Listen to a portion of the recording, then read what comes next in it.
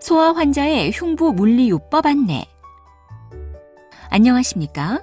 본 영상물은 흡인을 시행하는 소아 환자와 보호자분들께 흉부 물리요법의 개념과 시행 방법, 주의사항 등에 대해 설명드리기 위해 제작되었습니다. 효과적인 분비물 배출을 위해 흡인 전 흉부 물리요법을 반드시 시행해야 하므로 이어지는 내용을 잘 숙지하시기 바랍니다. 흉부 물리요법이란? 흉부 물리요법은 효과적으로 객담을 배출하기 위해 손이나 팜컵을 이용한 가슴 두드리기나 바이브레이터를 사용한 진동요법을 시행하여 기관지의 분비물을 큰 기관지로 이동시켜 배출이 쉽도록 하여 폐의 환기를 고르게 하는 방법입니다. 환아가 지속적으로 인공호흡기를 사용하거나 장기간 누워 있어야 하는 경우 또는 기관지 분비물이 증가되어 있거나 효과적으로 환자가 기침을 할 수 없는 경우에 흉부 물리요법을 시행합니다. 흉부 물리요법 시행 방법. 구토를 예방하기 위해 식사 시간을 피해 하루에 1, 2회, 필요시 더 자주, 자세마다 3분에서 5분 정도 시행합니다. 네뷸라이저 후와 흡인 전에도 흉부 물리요법을 시행하는 것이 좋습니다. 손가락은 늑골의 평행으로 놓고 손을 컵 모양으로 오므리거나 팜컵을 이용하여 리듬감 있게 움직이며 흉벽을 가볍게 두드려줍니다. 두드리는 부위에 피부가 붉어지거나 변하는지를 확인하며 얇은 천 또는 환아의 옷 위로 두드립니다. 각각의 부분을 3분에서 5분간 리듬 있게 일정한 힘으로 지속적으로 두드립니다. 이때 북을 치는 것처럼 속이 빈 듯한 소리가 들리고 환아가 아파하지 않아야 합니다.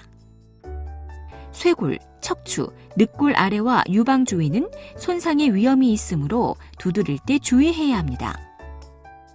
폐 분비물이 축적된 부위에 따라 체위가 달라지지만 5세 이하의 역류아나 낭포성 섬유증을 가진 환아의 경우에는 가슴을 수평으로 유지시킵니다. 폐 분비물의 위치에 따른 흉부 물리요법. 왼쪽과 오른쪽 윗부분, 등 부위.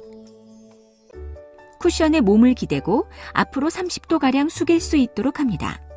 양측 흉벽을 가볍게 두드려줍니다.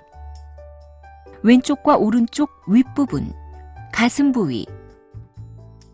쿠션에 몸을 기대고 뒤로 30도가량 누울 수 있도록 합니다. 양측 흉벽을 가볍게 두드려줍니다. 왼쪽 아랫부분. 머리 쪽이 30도 정도 아래쪽으로 향하도록 하고 오른쪽으로 눕습니다. 왼쪽 팔 아래 부분 흉벽을 가볍게 두드려줍니다. 오른쪽 아랫부분. 머리 쪽이 30도 정도 아래쪽으로 향하도록 하고 왼쪽으로 눕습니다.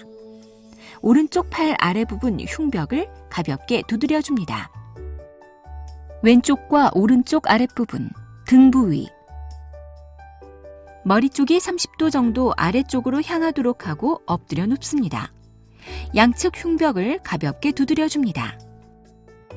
왼쪽과 오른쪽 아랫부분, 가슴 부위.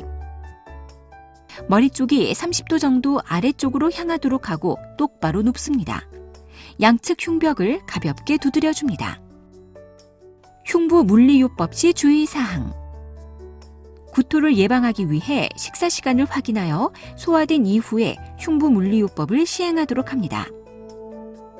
기관 절개관을 가지고 있는 경우 전후방 두드림이 가능하나 산소 전달이 방해받지 않도록 합니다.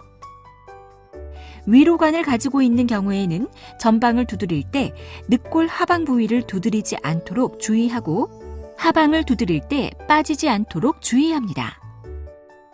모니터를 부착하고 있는 경우 모니터 부착 부위를 제외하고 두드립니다. 진동요법. 바이브레이터를 이용하여 대상자의 흉부에 진동을 골고루 적용하는 방법으로서 흉곽의 압력을 거의 주지 않으면서 작은 기관지로부터 나오는 공기 유속을 증가시켜 분비물을 기관지에서 떨어뜨려 큰 기관지로 나오게 하는 방법입니다. 분비물이 있는 부위의 흉부에 환자가 숨을 천천히 내쉬는 동안 진동을 가하여 환자의 흉곽 아래 폐 조직으로 진동을 전달시킵니다. 5번에서 10번의 심호흡을 하는 동안 실시합니다. 진동요법은 두드리기 후에 시행하면 좋고 진한 분비물을 쉽게 나오도록 도와줍니다. 지금까지 소아 환자의 흉부 물리요법에 대해 설명드렸습니다. 감사합니다.